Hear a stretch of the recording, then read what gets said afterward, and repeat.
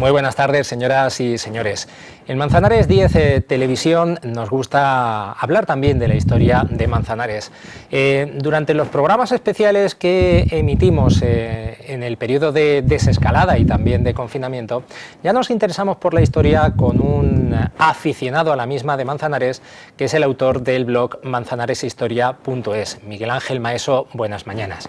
Hoy, en esta entrevista que les llevamos a todos ustedes en nuestra programación, queremos volver a hablar con él para hablar de una efeméride muy especial, de la llegada de la luz eléctrica a Manzanares, que ha cumplido 125 años, 125 años de la llegada de la electricidad a nuestro municipio.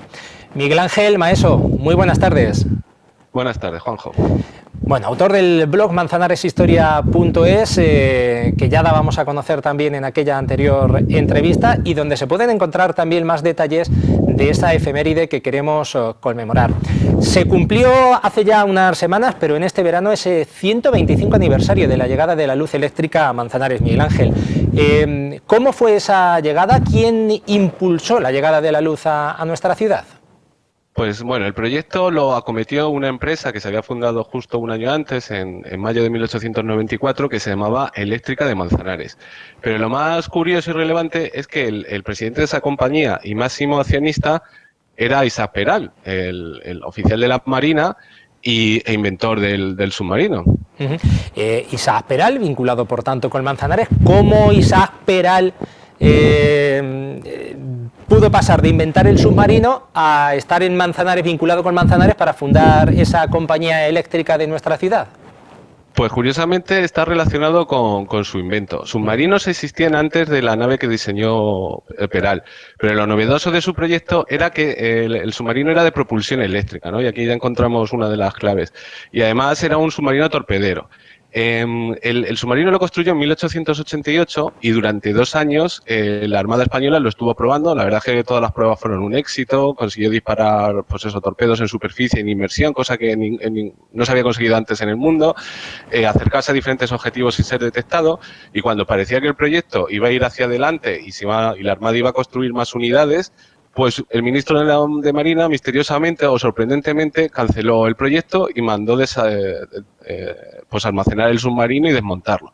Entonces, podemos imaginarlo, Isaac Peral tuvo que sufrir un fuerte desengaño, ¿no? Y nada, y decidió pedir su baja de la Marina, que fue en 1891, y aprovechando todos los conocimientos que había adquirido durante la construcción del submarino eléctrico, pues fundó una compañía que se dedicaba a fabricar material eléctrico. En este periodo pues siguió patentando nuevos inventos, como un ascensor o acumuladores eléctricos. Y no solo eso, sino que dio un paso más y empezó a fundar compañías para la generación y distribución de electricidad, igual que, por ejemplo, ahora hace pues Endesa o Iberdrola. En 1893 fundó una en Zaragoza y en 1894 pues fundó la compañía en Manzanares. 1894, aunque la llegada de la luz eléctrica se ha cumplido ahora el 125 aniversario, fue el 16 de junio de 1895. Esa fue la fecha en la que llegó la electricidad a nuestra ciudad, Miguel Ángel. Sí, esa fue la fecha en la que, el 16 de junio fue la fecha de 1895, fue cuando se inauguró el servicio de la luz, con asistencia de autoridades, el gobernador civil de la provincia, el obispo Carrascosa también fue el que bendijo las instalaciones.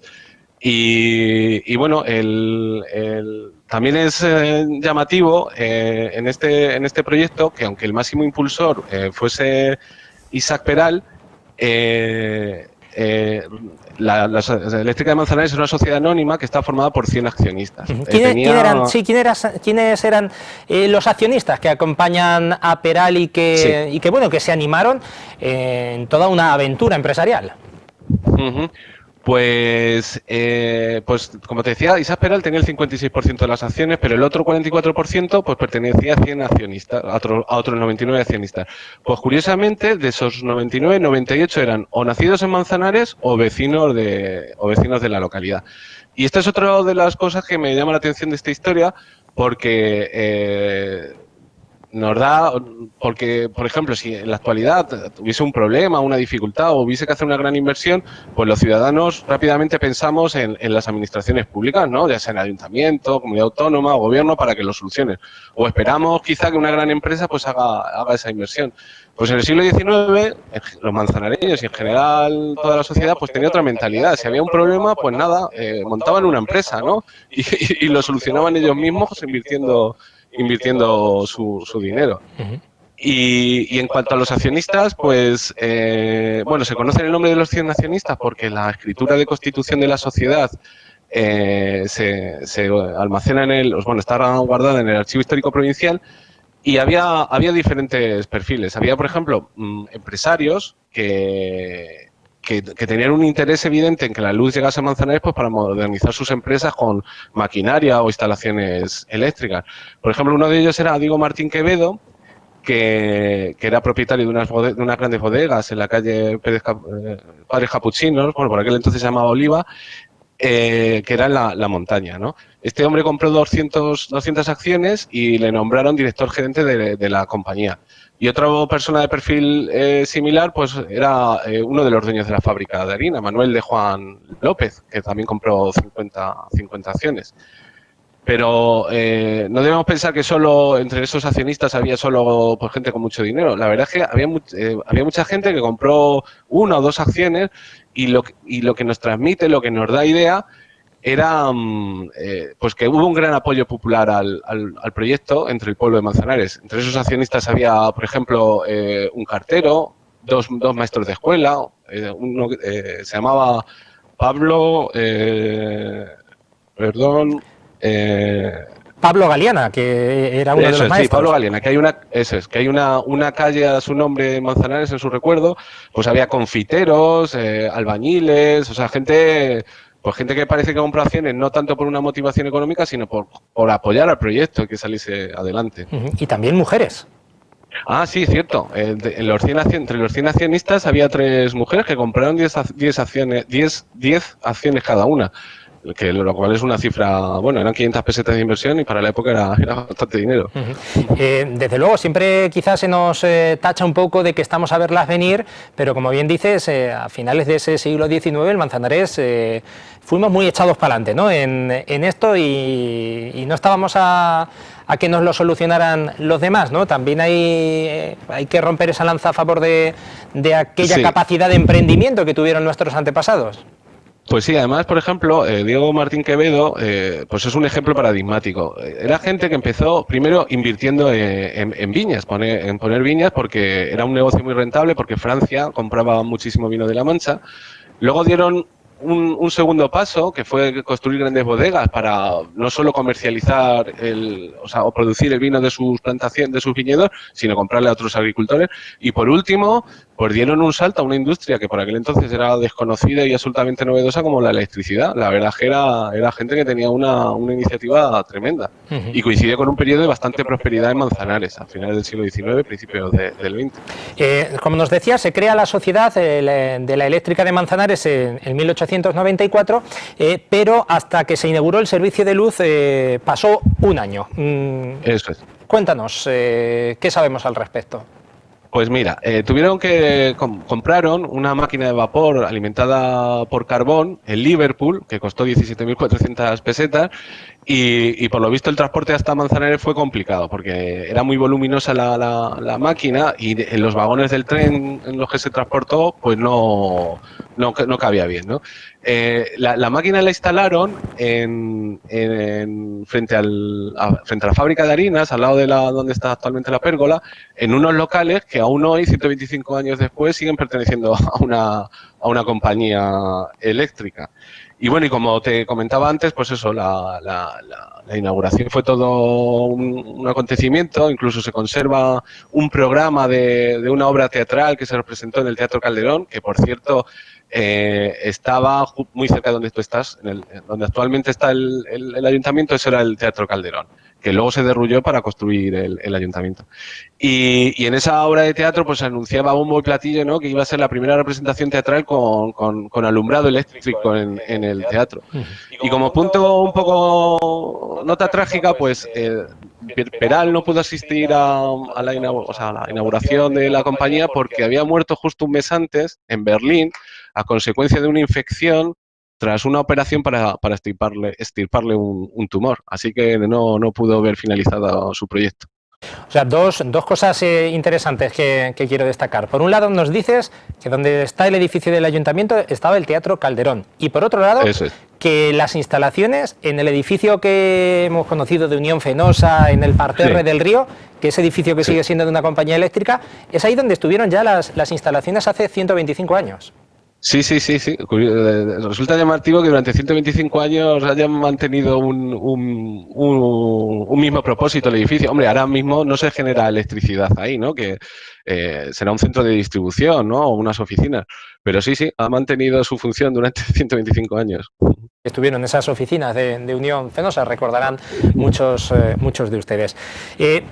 Isaac Peral impulsó tan solo un poquito antes otras sociedades, nos decías, en otras ciudades importantes, y además de esas ciudades importantes, Manzanares. ¿Fue Manzanares una ciudad pionera con este proyecto?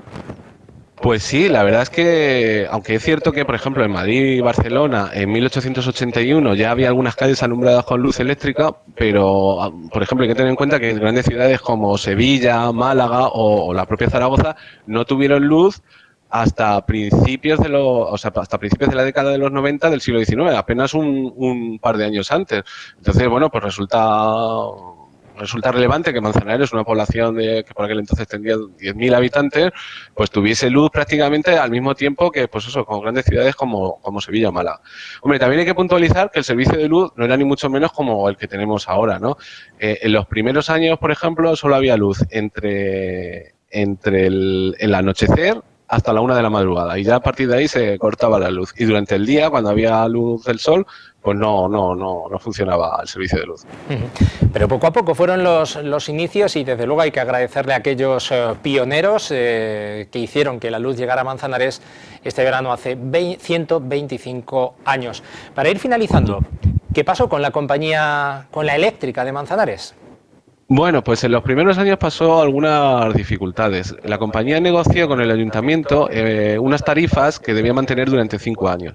Y en ese periodo, en esos primeros 5 años, pues hubo una subida del precio del carbón, que era lo que quemaban para producir la electricidad, del hilo de cobre, que era lo que se necesitaba para llevar la luz a las casas. Y entonces la empresa no fue lo rentable que esperaban los accionistas. Eso desanimó a muchos de ellos, que les llevó a vender a vender sus acciones.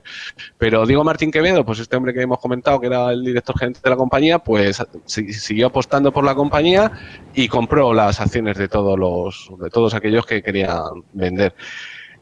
Con el paso del tiempo, la verdad es que empezó a tener éxito, mucha gente se conectó al servicio de luz y ya no fue suficiente con la caldera de vapor que había aquí en Manzanares, por lo que tuvieron que hacer un tendido eléctrico hasta Ruidera, donde había donde había centrales hidroeléctricas, y para traer la luz desde Ruidera hasta Manzanares. Y luego ya en 1917, supongo que ya Diego Martín Quevedo pues ya era un hombre de edad avanzada y pues seguramente querría retirarse, así que vendió Eléctrica de Manzanares a la compañía que era propietaria de las centrales en Ruidera, que creo que era Sedano Compañía. Con el paso del tiempo, esta compañía fue adquirida por otra francesa, hubo más fusiones y acabó en Unión Fenosa, y actualmente pues en Naturgy, ¿no? Que es la empresa que compró Unión Fenosa hace unos años. Y si hay interés, si alguno de los telespectadores tiene interés por conocer algo más sobre esta historia, puede consultar el libro de Antonio Bermúdez, Manzanares durante el reinado de Alfonso XIII, en donde se explica con detalle todo pues la fundación de Eléctrica de Manzanares, y también pues visitar el blog Historia de Manzanares, donde se puede consultar la escritura de constitución de la sociedad y donde están los nombres de esos 100 auténticos pioneros que gracias a su a su inversión y a su entusiasmo, pues trajeron la luz a Manzanares. Así es, en ese libro de Antonio Bermúdez y también ese blog que lleva Miguel Ángel Maeso, que es www.manzanareshistoria.es. Pues terminamos, podríamos seguir hablando, pero lo dejamos para otra próxima cita de estos apuntes de historia local que nos trae Miguel Ángel Maeso, porque son 125 años de la llegada de la electricidad, pero también estamos a punto de cumplir otra efeméride, que fue la creación de otra sociedad, otra empresa importante para nuestro pueblo, como es la Sociedad de Aguas. Pues sí, también otra empresa promovida por manzanareños, que hace 100 años en este caso, pues trajo el alcantarillado y el agua corriente a Manzanares. Otra magnífica iniciativa realizada por vecinos de Manzanares. Pero eso será para tratar en una próxima ocasión.